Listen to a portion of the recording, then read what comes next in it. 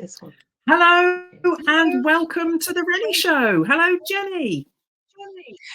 Very good morning, Rachel.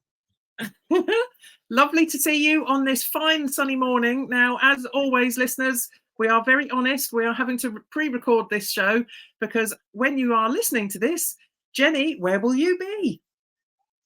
I will be in India.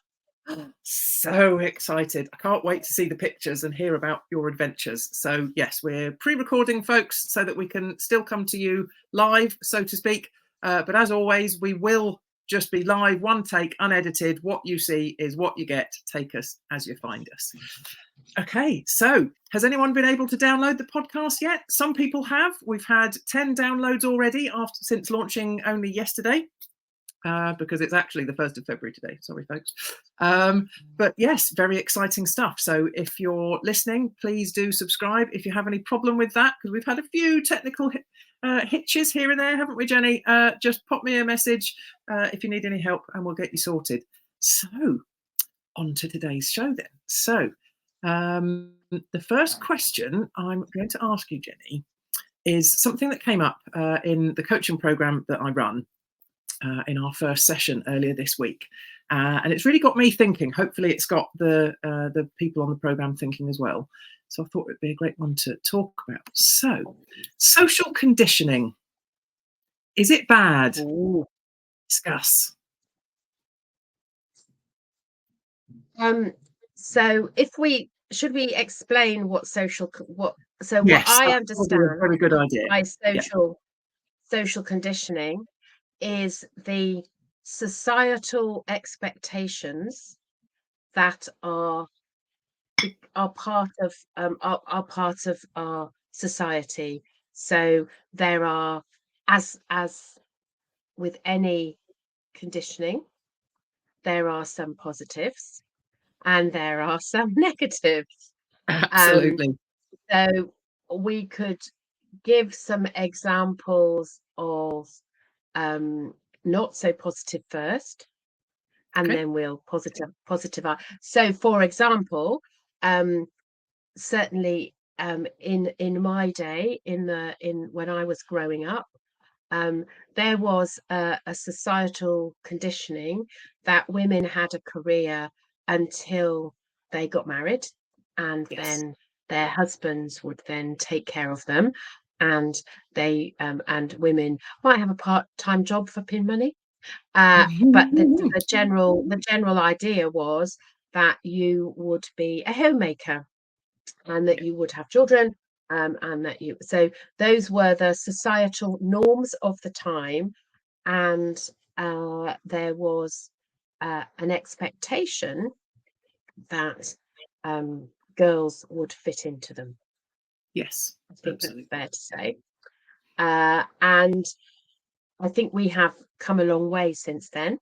I think the world, society has changed, but there are still expectations around what people should expect, and what they should expect or could expect from life. I think a great societal conditioning, which actually I think is a great thing, is good manners, that you don't throw your litter on your street, and you don't chuck your McDonald's brown paper packet out of the window as you're driving past the drive-through.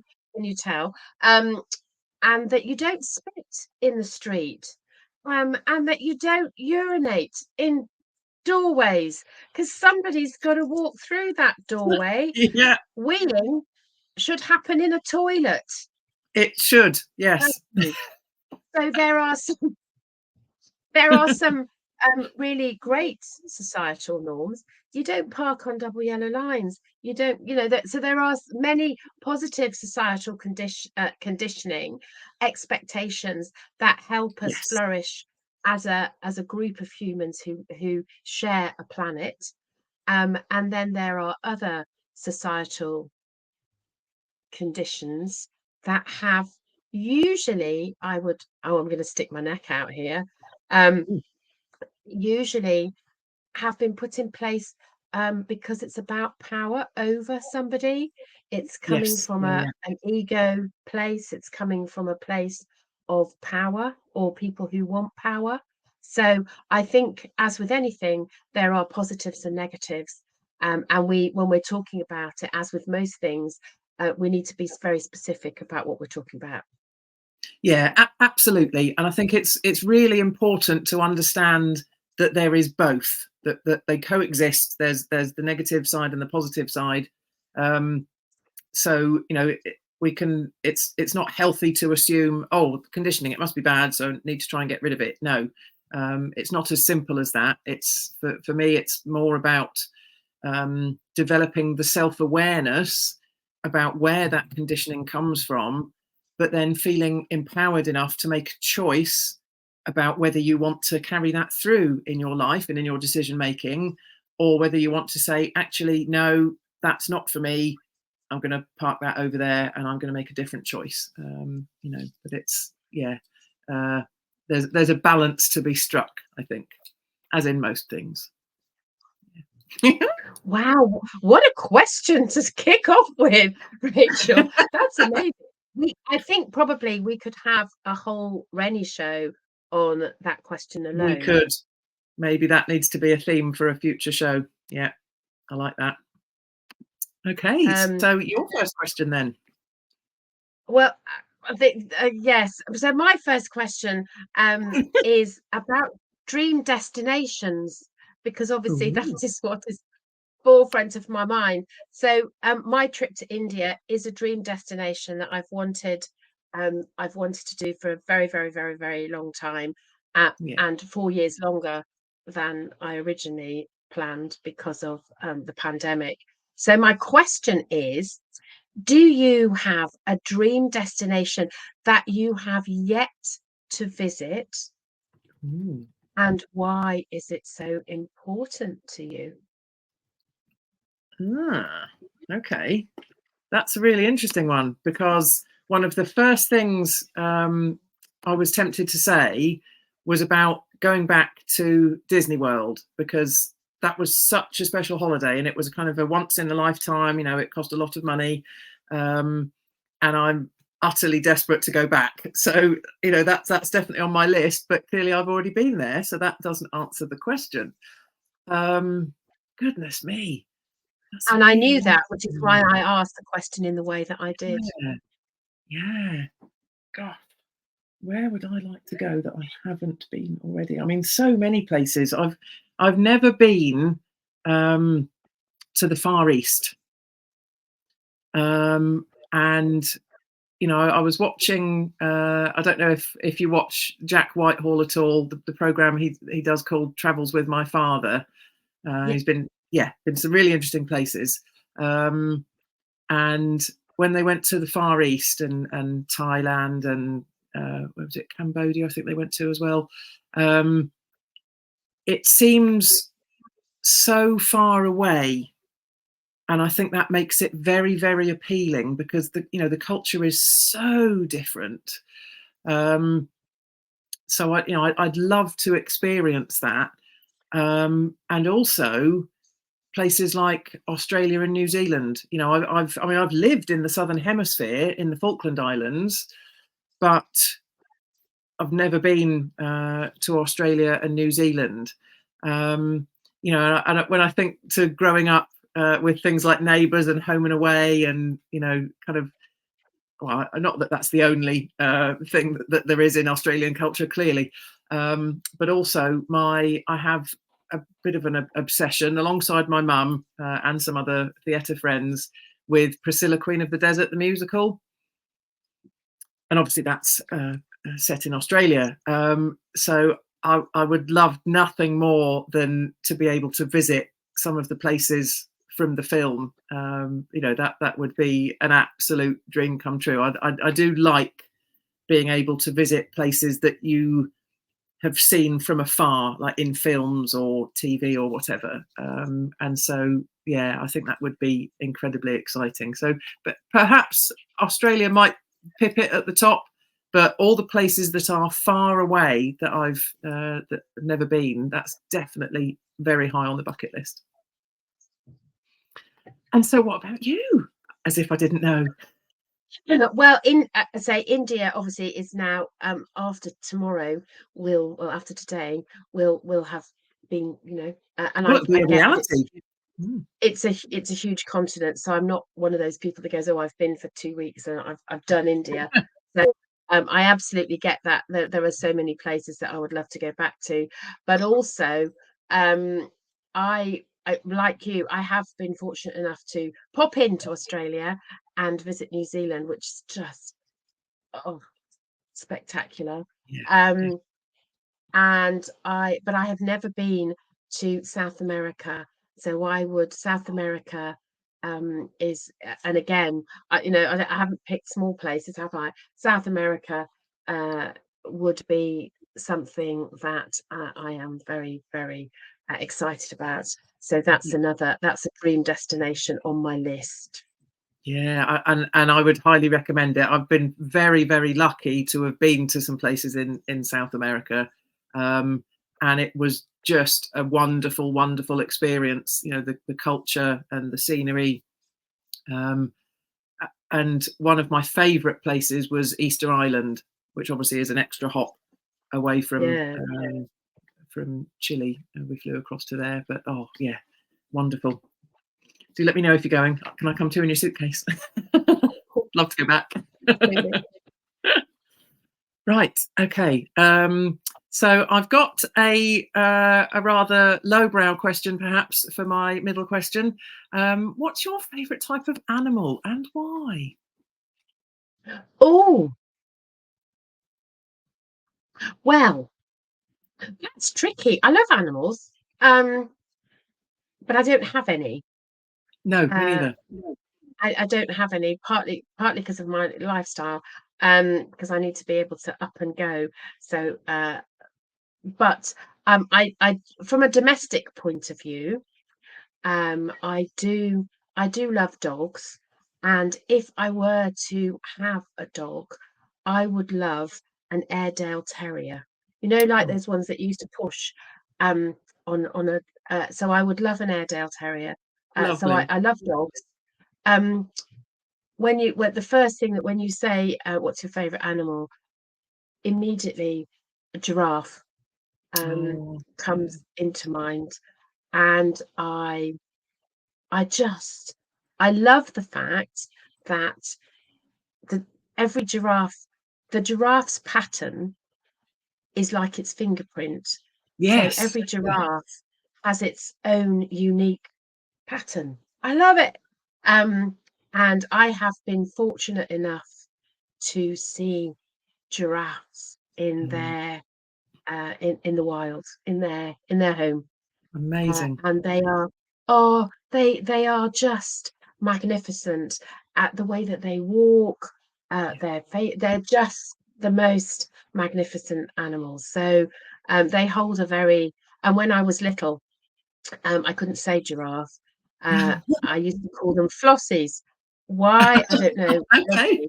I don't know why I called them Flossie, but that's so in our house they're Flossies.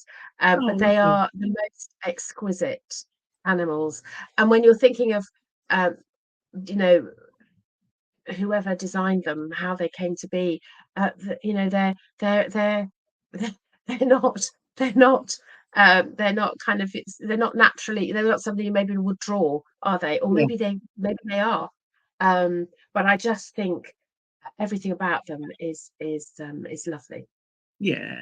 I'd be inclined to agree. I've always felt an affinity with giraffes. I think because I'm tall, the giraffe, that's kind of feels like my family, my extended family. I've been lucky enough to see giraffes. Well, I say lucky, in zoos, but that's clearly not the same as seeing them in their natural habitat. I would love to experience that for myself, and obviously all the other animals that you can see on a safari. I'd absolutely love to experience that. I mean, how special to see them in their own habitat. That's one of the reasons I love penguins so much, I think, because when we lived in the Falklands and we were able to see them quite regularly, but in their own habitat, and actually spend time not with them as such, but observing them and see them many, many times. It would, I think, because of that I would probably have to say that's my favourite animal, because they're quite amusing to watch. The way they walk, or with the rock hopper variety, the way they hop and jump. I think they're just absolutely fascinating and really, really beautiful. So I have many, many penguin things around the house now. It's the fabulousness of the difference between when they're on land and when they're Yes, in water. absolutely. Yeah. And we were talking yesterday, or we were in our last show, about strengths. Yes. And if you only see a penguin on land, you might think that they aren't the most graceful, speedy Yeah. animals on the planet. And then when they're in water, they're balletic, aren't they? Yeah. And very fast and incredibly beautiful. So the thing about strengths is actually applying it in the right place. Yeah, definitely. Love that. Fantastic. Okay, what's your next question for me?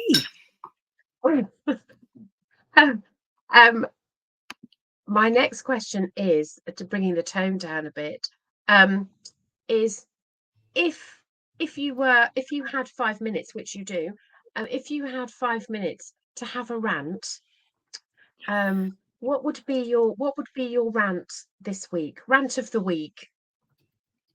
Right. What would be my rant this week?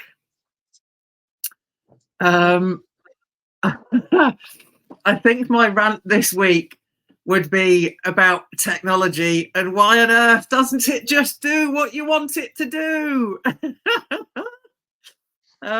We've had some an exceptional level of challenges this week, haven't we, Jenny, with trying to get things all sorted for the podcast, and some of the issues we've had, and we just can't understand why it's an issue. We've been on the the help desk to try and get support and solve the issue. None of that worked, and I've always been the same in that I don't have complicated aspirations for what I want technology to do. I just want it to do the simple thing. So, my phone, I want it to be able to just make phone calls, do text messages, and look things up on the internet. Obviously that's a great advance in terms of smartphone. And again, when it comes to my IT equipment, I just want my microphone to work. I just want the laptop to turn on and do what it says it's going to do. So when it doesn't, obviously sometimes there is user error. I'll be the first to hold my hand up to that. But when it doesn't make sense and there's no rhyme or reason, even when you've spoken to a specialist, of why it's still happening, that just makes me cross. So yes, that's my rant this week. I thought it'd be good to let you get that off the chest. Yes, thank you. I really appreciate that. Yeah. Sometimes a rant does us good, doesn't it? Yeah. And I mine's a little rant, but it's a big rant, and it involves both inclusion and customer experience. Okay. So my friend Rosie was coming down from Scotland yesterday, because she is one of my fabulous travelling companions, and she was checking. It's quite stressful, isn't it, when you're coming on a new route, and you've got suitcases and you're just checking. You want to make sure that you're in the right station, on the right platform, and the train's going. And there's platform 9 A, B, C. There's a lot to take on. And there was a person who had a coat on that said customer information. Okay. So, it seemed logical to ask this person just to double check that this was in fact the right platform, and that the train was going in the right direction to the destination that was required. And so that was a perfectly politely worded question. Is this the platform, and is this where the train is going? And the response was, that kind of top of the head, it says so up there, doesn't it? Oh dear me. Oh wow. and then they turned and left. So I have a couple of, so my rant is on two levels. Is one, when it is your job to give information, Yes. if you're not feeling it, then don't put the jacket on, Yeah. because actually that's what you're there to do. And it might be the 17th time that you have answered that question, but for the person asking it, it's the first time they have Absolutely. asked it. Yes. Yeah. Yeah. And there was an incredible assumption that the person who was asking the question, A, could read, B, could see. Not all disabilities are visible. Of course. And if that person hadn't been able to see, how would that have made them feel? Yeah. It says it up there, read it.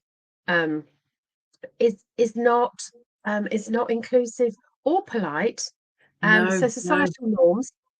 Going back to the first question, actually, if your job is to share information and to help customers, then I would request, my invitation is, do it, and do it with Yeah. joy, because actually you could have such a detrimental impact on the person who's on the other side of you. Yeah. So true. So true. Yeah. It's a classic case, isn't it, of only seeing the world through your own eyes and not considering how the world might look for someone else. Which is And they might have had a terrible journey to work. They might have, they might not be feeling it. They might have been yeah. shouted at by their boss. There may have been a million and one things that impacted or was behind their behavior, but Yeah. just that reminder that actually the people who you are serving, how they experience you always have a choice Yeah. um Yeah. in that. Absolutely. So yeah, Yeah. rant over. Excellent. Well, that sounds like that was quite cathartic for you as well. It was, yeah, I was, because inclusion is, in our society, Yeah. inclusion is really important to me, and I say that Absolutely. not all disabilities are visible, Yeah. and to make Absolutely. somebody feel small because they may not have been able to read the sign, or for whatever else, when they're asking a question, they're asking it because they need an answer. Yeah, absolutely. And you don't know what courage it's taken that person to ask the question, because it could be someone that's very socially confident. So it could have taken all of their fibre of their being to ask the question, and then to be shot down in that way. It's not on. It's not on. Hopefully, I'm sure all of you watching or listening will agree. Kindness always. Kindness always. Okay, so my final question is perhaps a rather meaty one to end on. Sorry about that. So my next question I've been is, meaty today. no, I know. So how important is confidentiality within coaching?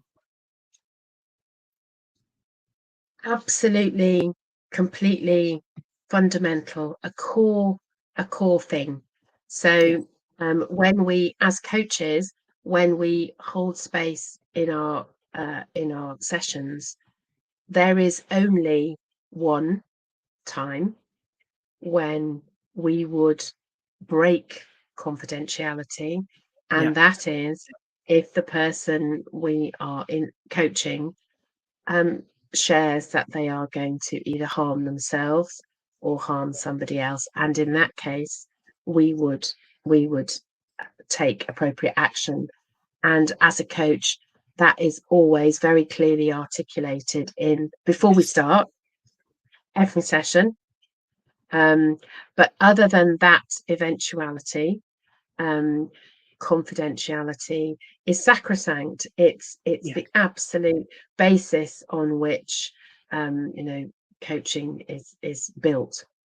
yeah, absolutely. To be able to have that trust and the rapport, and for that person to feel safe in terms of often, talking about something or many things that are quite personal to them, could be upsetting for them. There's many emotions that come up, isn't there, within the coaching space.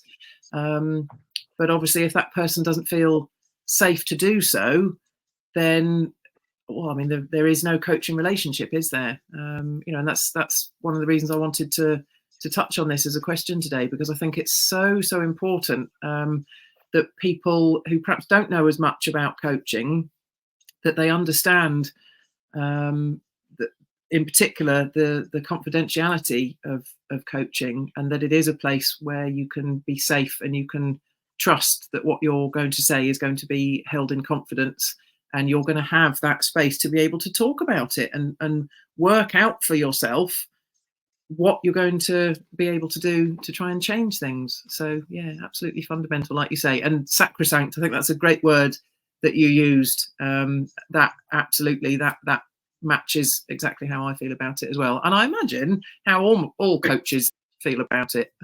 They ought to, at least. I think also that many coaches, all good coaches, have supervision, Yes. which is about quality standards, quality improvement, and quality standards. But when we have supervision, we can talk about the issues that we have experienced as a result of coaching, but no names are mentioned. So again, that absolutely, so it is absolutely possible, credible, normal to be able to maintain confidentiality and still have supervision. Yeah, absolutely. So the new coaches out there who are wondering how they manage that, that's how you do it. Yeah, there you go. You heard it here first. Well, maybe not here first, but you heard it confirmed here first. Yeah. Okay, fantastic. So what's your last question for me? Well, my last question is kind of a gentle one, I think. Okay. So what is your favorite time of day and why? Ooh. Okay, favorite time of day.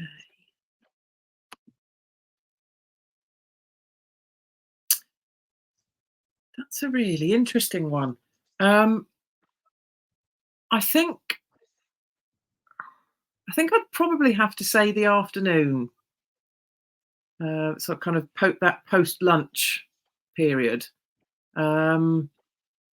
because I don't mind getting up when I need to get up, but I do like my bed. I like sleep. I like my bed. So I definitely wouldn't describe myself as a morning person, albeit I'm happy to get up when needed.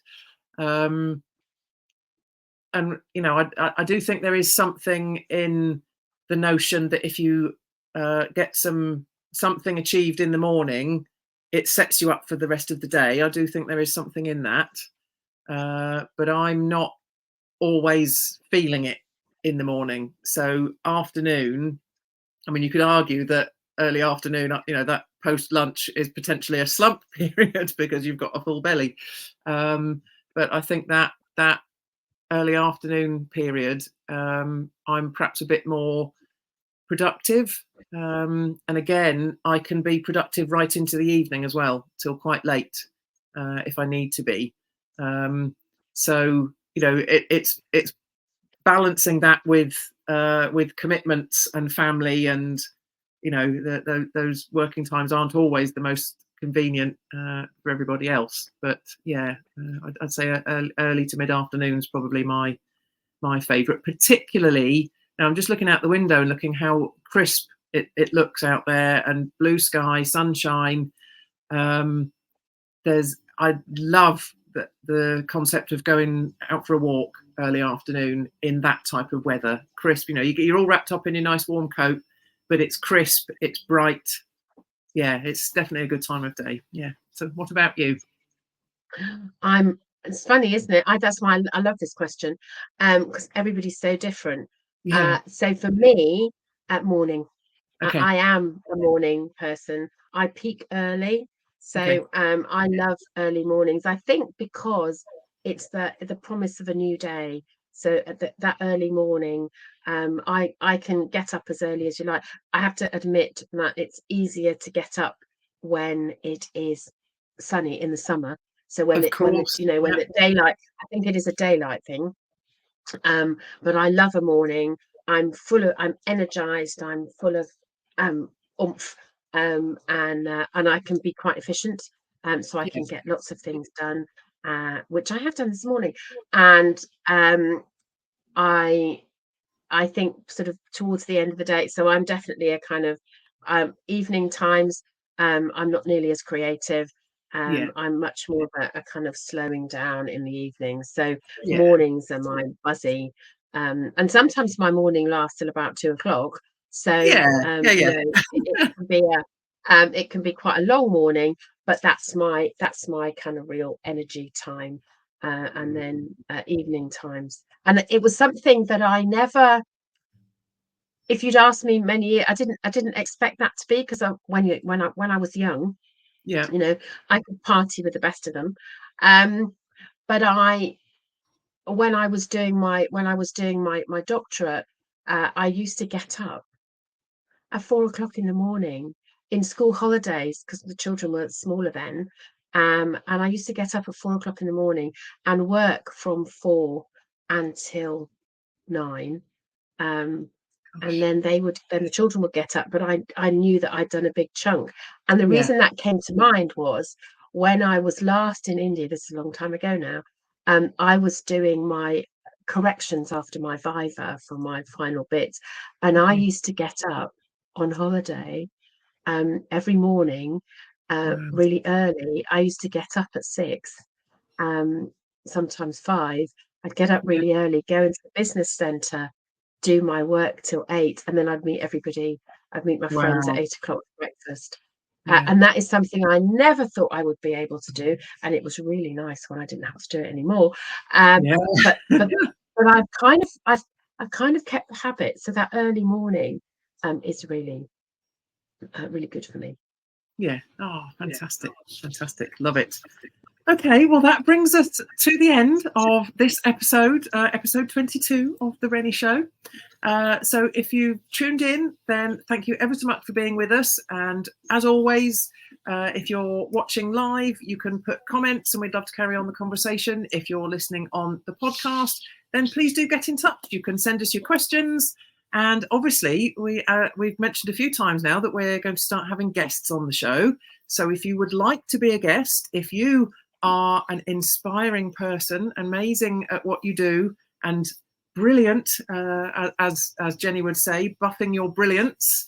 If those are the sorts of things you achieve in what you do, then we would absolutely love to talk to you and have you on the show as our guest. So all that remains is for me to say, have a wonderful holiday, Jenny. And we will see you all soon. Till next time, everybody. Take care. Bye.